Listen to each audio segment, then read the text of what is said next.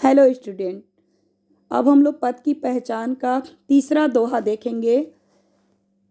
है अनिश्चित किस जगह पर सरती गिर गहर मिलेंगे, है अनिश्चित किस जगह पर बाग बन सुंदर मिलेंगे, किस जगह यात्रा खत्म हो जाएगी यह भी अनिश्चित है, अनिश्चित है। कब सुमन कब कंठकों के सर मिलेंगे, कौन सहसा छूट जाएंगे, मिलेंगे कौन सहसा। आ पड़े कुछ भी रुकेगा, तू न ऐसी आन कर ले, पूर्व चलने के बटोही बाट की पहचान कर ले। बच्चों, इसका अर्थ देखिए। कबीर बच्चन जी कहते हैं कि हे पथिक, मार्ग में कुछ निश्चित नहीं होता, इसलिए पता नहीं कहाँ नदी पर्वत गड्ढे मिलेंगे और कहाँ सुंदर सुंदर वन और उपवन मिलेंगे। अर्थात कहाँ पर बाधाएं मिलेंगी और कहाँ पे सरलता और सुगमता से रास्ता पार हो जाएगा। कुछ भी कहना संभव है, यह भी नहीं कहा जा सकता कि कब यात्रा समाप्त हो जाएगी।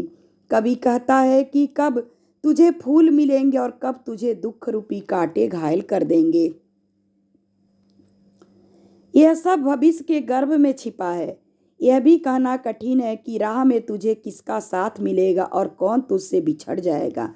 सब कुछ अनिश्चित है, परंतु हे पथिक, चाहे कुछ भी हो जाए, कितनी भी बाधाएं और संकट क्यों न आए, तू रुकेगा नहीं, ऐसी प्रतिज्ञा तुम अपने मन में धारण कर लो। कभी कहता है कि हे पथिक, यात्रा पे जाने से पूर्व ही तुम रास्ते को भली बात जांच परख लो और फिर यात्रा की शुरुआत करो। बच्चों, इसमें भाषा सरल प्रभावमयी खड़ी बोली है, शैली है प्रतीकात्मक और वर्णनात्मक शैली, गुण है ओज और रस है वीर रस, छंद है तुकांत मुक्त, शब्द शक्ति है व्यंजना, अलंकार है अनुप्रास और रूपक अलंकार। अब चौथा दोहा देखिए बच्चों।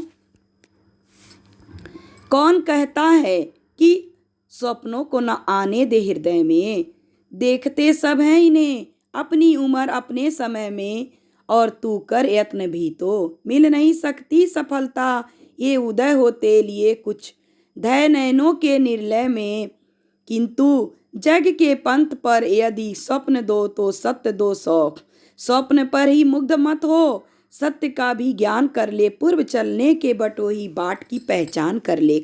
बच्चों, इसका अर्थ देखिए। कबीर बच्चन जी कहते हैं कि हे पथिक, तुम स्वप्न देखने और कल्पनाएं करने से किसी ने नहीं रोका, सभी अपनी उम्र और समय पर स्वप्न देखते हैं। हे पथिक, तू चाहे भी तो स्वप्न को आने से नहीं रोक सकता। जिस प्रकार नील गगन में तारे उदित होते हैं, उसी प्रकार मन में सुंदर सुंदर कल्पनाएं भी झिलमिलाती हैं।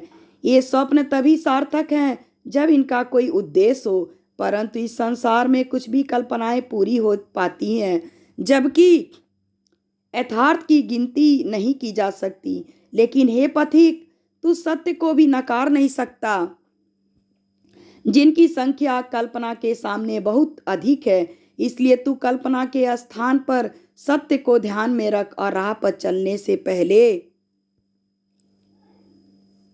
अच्छी प्रकार सत्य और स्वप्न में से एक का चयन कर ले, फिर दृढ़ता पूर्वक अपने मार्ग पर बढ़ता चल। बच्चों, इसमें भाषा है प्रभावमयी साहित्यिक खड़ी बोली, गुण है प्रसाद, शैली है गीति, रस है शांत, शब्द शक्ति है व्यंजना, छंद है तुकांत मुक्त, अलंकार है अनुप्रास और रूपक अलंकार।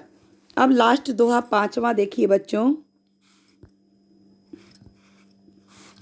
स्वप्न आता स्वर्ग का दृग, कोरकों में दीप्ति आती, पंख लग जाते पगों को, ललकती उन्मुक्त छाती, रास्ते का एक कांटा पांव का दिल चीर देता, रक्त की दो बूंद गिरती, एक दुनिया डूब जाती। आंख में हो स्वर्ग लेकिन पांव पृथ्वी पर टिके हों, कंटकों की इस अनोखी सीख का सम्मान कर ले, पूर्व चलने के बटोही बाट की पहचान कर ले।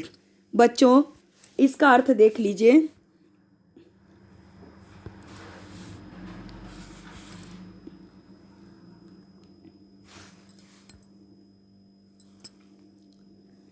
कबीर बच्चन जी कहते हैं कि कल्पना का आनंद स्वर्ग जैसा प्रतीत होता है।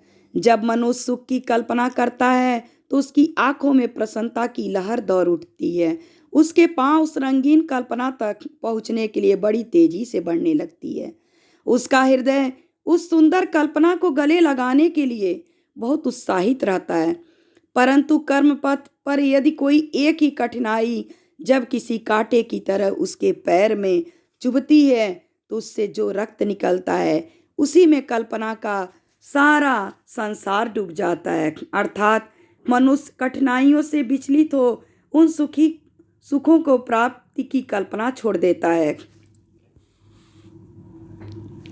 कवि कहता है कि स्वप्न यथार्थ के बीच सामंजस्य अति आवश्यक है।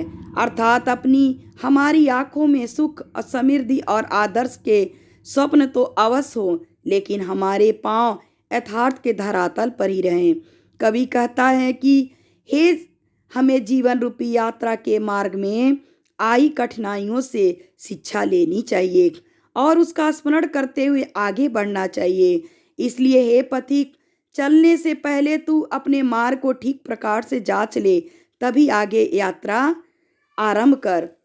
बच्चों, इसमें भाषा है प्रभावमयी, खड़ी बोली, मुहावरेदार, शैली है गीति, रस है शांत, शब्द शक्ति है व्यंजना, गुण है प्रसाद, छंद है तुकांत मुक्त, अलंकार अनुप्रास, अतिशयोक्ति अलंकार।